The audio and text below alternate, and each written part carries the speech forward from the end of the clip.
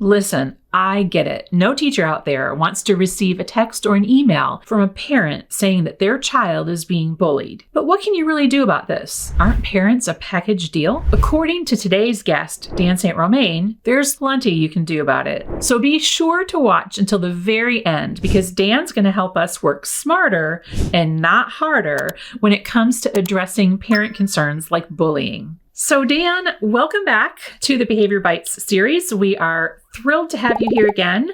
And today's topic, this is quite a hot topic that I think a lot of teachers have dealt with in more recent years, right? And that's my child is being bullied that we hear from a lot of parents.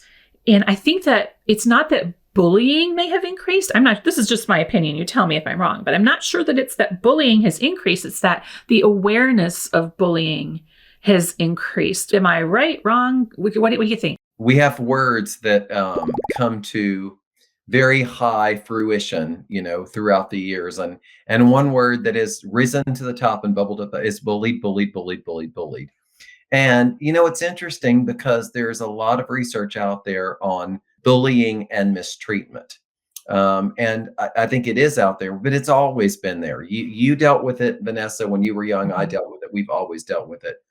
I think because it has risen to the surface and bubbled up the top, we're hearing that more often. I hear a lot of teachers come up to me and say, every year I get several parents that will email me and say, my child is being bullied. What are you going to do about it? And how are you going to handle it? But it's specifically about bullying. When I talk about this topic, I always go back to one thing, and it's the idea of the relationship. I think it's so important that when we're working with parents, that we have a good working relationship, because our relationship is going to be the first thing that determines how information is received. And Vanessa, you know this. I always talk about when working with parents, you have to build a bridge before you walk on it. Right. If the first time the parent hears from you is something negative, the parent might potentially shut down. We build that relationship with the parent. And then if we do have to deal with sensitive topics like bullying or misbehavior or anything else, then when we work with the parent and we give them information, that is all filtered through the relationship. Well, Vanessa, if you have a good relationship with a parent and they really trust you, whatever information you give them, they're going to filter through a positive lens of, you're really trying to help my child. If for whatever reason we don't have a strong working relationship with a parent, then when we give them information, they might unassume positive. They might go to a place of judgment. Right. So when parents are coming up and saying, my child is being bullied, can we have a conference? The first thing I'm going to say is we need to have been proactive in terms of building relationships. Now, when I say proactivity, and people have heard me talk about this a lot, I like at the very beginning of the year for all of my parents sort of laying a foundation for who I am and what I'm trying to accomplish. So at back to school night or at parent conference at the very beginning of the year, I let all of the parents know that one of the things that I am trying to do is encourage independence with your child. I also tell them I'm a dad. I'm a dad of 4 boys. And you know what I realized? I realized a lot of times with my own children, they would come up to me and say someone was picking on me. And as a parent, sometimes I would jump in and intervene. And you know what I realized? I tell the parents, I realize that as a parent and as a teacher, I'm not always going to be there. So one of the things I tell my parents at the very beginning of the year is when your children come up, if they're having a problem, I'm always going to go back and say, so Michael, what can you do to solve that problem? And I approach the bullying head on. I'll say, a lot of kids will come to me and say, so-and-so's looking at me funny. So-and-so took my toy. And I let all the parents know before any issues arise, I say, the first thing I'm going to ask them is, how can you solve that problem? And mom and dads, the reason I tell you that is because your child may come home this year and say, someone looked at me funny, someone's picking on me. And I want you to know how I handle that, because here's what I want you to hear from me. I want your child to be safe and I want them to learn in my room. So when your child comes up to me, I want to empower them so they can solve their problems on their own. Now, what I'm also going to tell you is, as their teacher, I'm going to keep them safe. They come and tell me someone's picking on me, my radar is going to go up. I'm going to be doing a whole lot more monitoring of that situation. So I proactively work with the parents so the parents know going into the whole entire year, this is how I handle those situations. Now, Right. I'll tell the parents, obviously, if your child tells you that, please let me know, send me an email because I want to be aware of that. But what I find that does, Vanessa, is number one, it helps the parents understand right from the beginning how you deal with those situations so that Mhm. if later their child does say, I told the teacher Johnny was picking on me and they didn't do anything about it, I want you to know what I am trying to accomplish, and that is to help Yeah. your child solve that problem. So, really being proactive and teaching the parents before issues arise, Mhm. I think really is powerful. Absolutely. I am a huge proponent of back to school night, parent orientation, whatever you might call it, wherever you are. It's called many different things, but it's so, so, so important. And I think that if you don't have that opportunity to meet with families before the first day, it is so much harder to build that relationship. Even if you wait till the first conference, the first conference in most public schools isn't going to happen until October, right? Or even November. And that's too late to start building a relationship, at least in my opinion. I could be wrong. I mean, I'm certain there have been people who've done it successfully, but I think it's so important that everyone knows that, every parent knows that before their child even sets foot in your classroom, right? Because until then, you're going to be on shaky ground, I think, as far as a relationship goes. And a lot of stuff happens in those first, 4 to 8 weeks. A lot of things. There's going to be a lot of things. So I think it's so important. So if you don't have one, I highly recommend advocating for one, if at all possible, because they're so helpful. And there are two pieces of that. One is at our school, we have in our pre-K program, we do home visits. And so Ah, the yes. teachers go and do home visits, and that's before the child ever arrives at their door. And that is Right. such a powerful venue because Yeah. you're in their home, you're on their turf. It you get a sense for where they're coming from, but it's just a really great time and Yeah. place to be proactive and approach that. That's one thing I think of is the back to school night. But the other thing I'm thinking of is just because I want to make this very clear. Some issues like this one, I do not recommend typing in a letter and just sending home No. because you can't provide context. I always, when I'm working with teachers, I say, okay, first hope is that you do things face to face, then a Yes. phone call, then an email. But Mhm. I think a lot of time for expediency, we shoot out emails or we send home a letter. The Mhm. problem is that doesn't convey emotional context in the same way that face to face does. So Yes. I just caution people, don't send home a blank letter saying, when children come up to me, I tell them, how are you going to solve that problem? Because you can't Right. provide the same context. So you Yeah. just need to be real careful. So Yeah. this whole first part of it, Vanessa, is just understanding that proactivity is going to be better than reactivity Yes. 100% of the time. If the first time you hear from that parent is, my child's being bullied, they're already in the defensive stance because they feel like, well, the teacher Right. may not be doing something about it. Then you've got Right. to backtrack.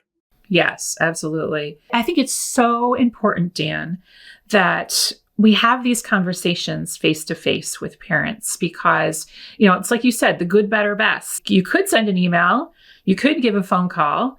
In an email, you can't convey tone. It could be so and so hit Jimmy today. Or it could be so and so hit Jimmy today. Or, it's just there's tones, there's different tones that you don't get in an email. You could do it by phone because then they can hear your tone, but they can't see your body language, you know? And then you have to deal with any parents who are second language learners, that's really going to be a hot mess, in my opinion. Always face to face is always, always, always better. But then teachers always tell me, well, I never see my parents because I put them on the bus and so forth. And so then you're going to go with the next down, which is the phone call, or invite them up to the school, whatever. But I really think face to face is so much better than anything else you can do. And that's why I love home visits too, because if you really want to get parents on your side, when I worked at Head Start and we did home visits, it was a completely different dynamic that I had, or a relationship that I built with parents in that situation. The meetings with the parents up front, and we had to do them again at the end of the year, they were on my side from before even the first day of school. They were so receptive to anything I had to say. I really felt like that we were more of a school family because of it. So I totally applaud your former district, because that is super unusual for a public school to do that. And it's something I really missed, but at the same time, they always stressed me out quite a bit as well. So It's a lot of work, but the work is so worth it. yeah.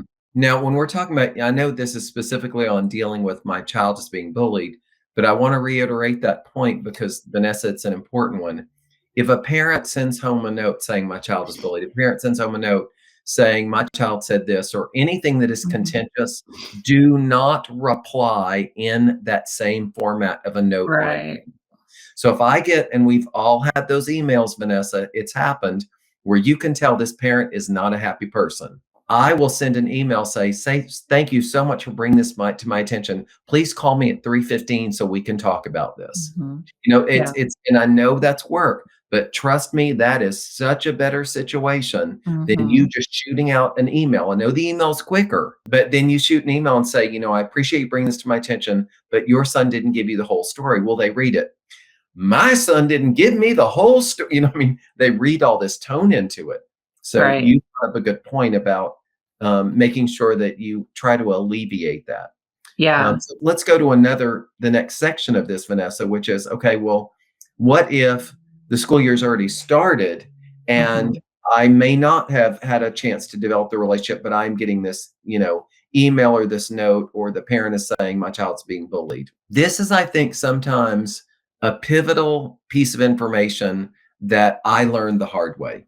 And that is, Vanessa, when a parent tells you my son is being bullied, or they bring up any problem to you, I have found one of the absolute best ways to disarm the situation is to thank them. Oh, I appreciate you bringing this to my attention.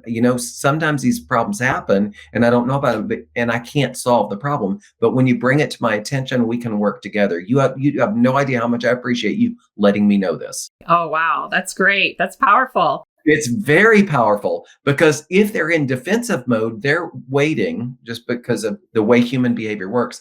They're waiting to become more defensive. It's just like a child who says, I'm not going to do that, and say, you're right, you don't have to do that. Like, they don't know what to do with that. When there's a Mhm. push, you're expecting a pull. So Right. when a parent says something and you validate and thank them, it disarms them. They feel validated. It strengthens the relationship. And you can say, you know what I know? Bottom line is, both of us want your child to be safe. This information helps me. Let's talk about it. Like, right away, it just completely takes the tension out of it. And when I have a parent coming up, I want to talk to you. I'm so upset. I'm so upset. Before they can ever rant on any concern they have, I say, you have no idea how much I appreciate you coming up here. You don't understand, because now that you and I can sit, I bet we can work through this. And I can Yeah. just see their shoulders come down because they feel like I'm Mhm. not being defensive. So sometimes I think you have to go a little overboard in a genuine way, Right. validate them so that they move out of defensive mode into what your next piece is, which is problem solving mode. Right. So validation, I think, Vanessa, is critical for bringing the tension down. So then you can go back to the common goal of, what I know, Mom, both of us want the best for your child. Yes. Talk about what's happened. So I've Yeah. taken defensiveness down a notch, and now they're less likely to be as combative. I love that piece of advice, Dan. It's so crucial.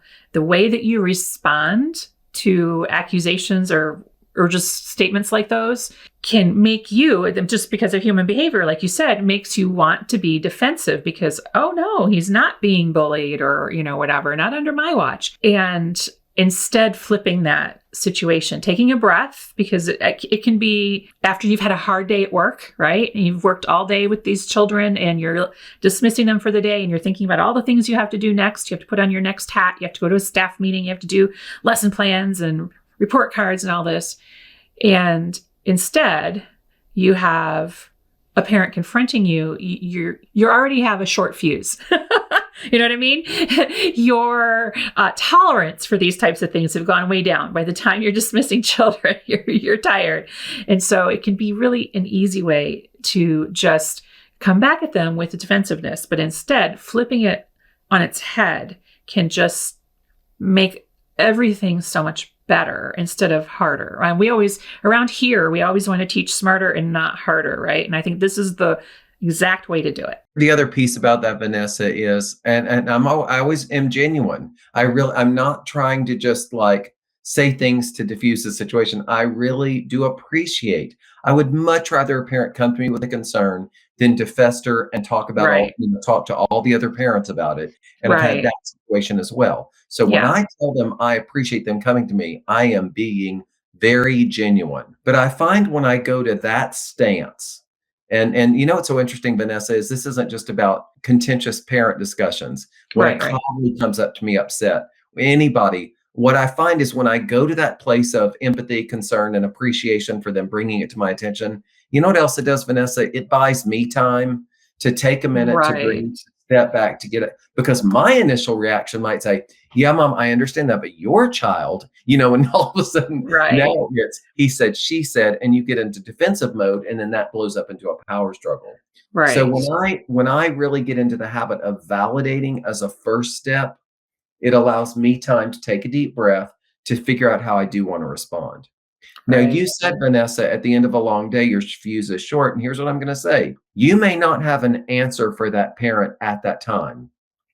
So the first thing we do is we validate, and then you can easily defer by saying, Mom, I want to give this my undivided attention. We have Hmm. a faculty meeting that is starting in 5 minutes. May I call you in about an hour? Or do you mind coming back right after lunch? So you can still buy time without, and I'm not going to say, oh, well, let's talk about it next week. No, give them a reason for why that specific time doesn't work, but then bring it. And when I tell them, because I want to give you my undivided attention, Hmm. and because this is a serious issue, do you mind if we meet at this time, right at 4 o'clock, or whatever? And Hmm. then that also buys you more time to cool off and think about how you want to deal with it. Right. In addition to proactivity and being proactive by being building a relationship, in addition to validating concerns, one of the most important things we can do when dealing with difficult behaviors is watch our timing. I know Hmm. a lot of times a parent will come up and I'll watch them. They'll look at a teacher and they'll say, my son said Johnny was picking on him. And the very well intentioned teacher looks at the parent and says, but what your son didn't tell you. And I'm like, okay, no, no, no. Like, mom is in defensive mode. She's not ready to hear what her child has done wrong. She Hmm. needs to hear that, but not at that time. Hmm. We have to understand when people are in defensive mode, input is turned off, output is turned on. Mom Right. needs to be able to vent in a safe space, but she may not be ready to hear what she needs to hear at that time. That's Right. when you defer, because that same parent that's yelling and is upset will also come back to you at a different time. You can see they're vulnerable, going, I don't know what to do with my child. I'm Hmm. frustrated. And you can look and you say, okay, now they're vulnerable. Now I can go in and we can work through the problem. So Right. timing is critical when addressing this issue. Yes, I totally agree.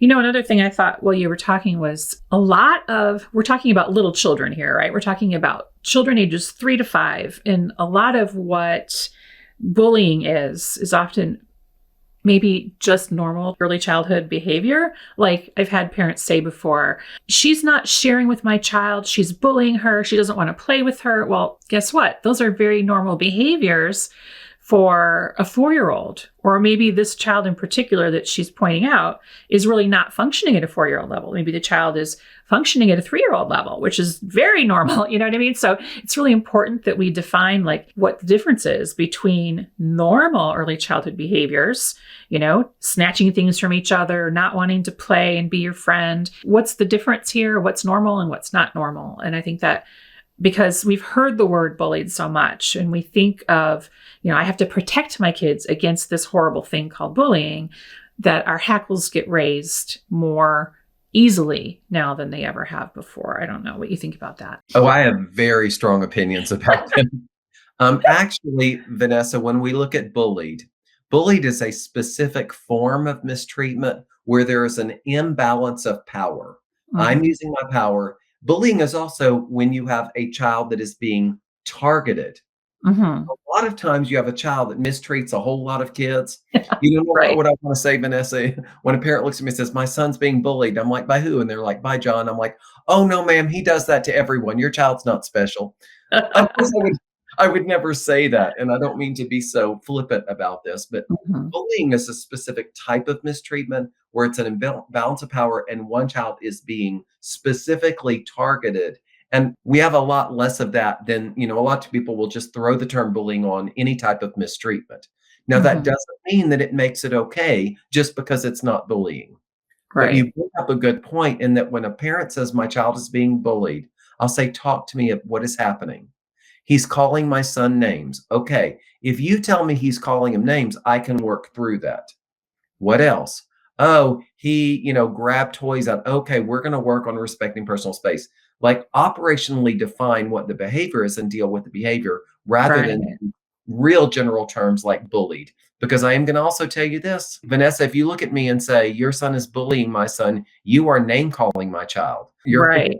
you're calling my son a name just like you're saying my son's calling. So that term bullied, I have a lot of issues with because I think it is overused. And although I do not agree with mistreatment, parts of mistreatment when kids call each other names or they aren't nice or they won't share is a very, very developmentally typical behavior for young children, as you say. Well, Dan, I think you have given us, again, your behavior bites are awesome because you give us so much packed information into this just one short episode. So I really appreciate that. And I know our audience does too. So, where can our listeners or our viewers continue the conversation with you? What's the best way to do that? I have a website and it's just my name, www.dansaintromain.com. But I will tell you the easiest way to find me is just to type out my name and do a search on it, and my website will pop right up. From there, they can get to my Instagram, Twitter, Facebook. I do all of those. That's awesome. Thank you so much. And I want to thank all of our listeners for taking the time to join us today and either listen or watch. And until next time, I'm Vanessa Levin. This is Dan St. Romain. If you think these videos are valuable, you have got to come check out the Teaching Trailblazers program. Teaching Trailblazers is the place for teachers like you to get the professional development resources and support you need to thrive. It's where you can learn relevant, life-changing best practices with professional development created specifically around the challenges early childhood teachers face. It's where you can get access to a complete research-based pre-K curriculum that you can use either to supplement your existing curriculum or use on its own to get 100% of your students kindergarten ready by the end of the year. And it's where you can hang out and connect over all things early childhood with other teachers just like you and me. It's my favorite place on earth, and it will change your teacher life, I guarantee it. Come join us at teachingtrailblazers.com to get more information and apply today. That's teachingtrailblazers.com.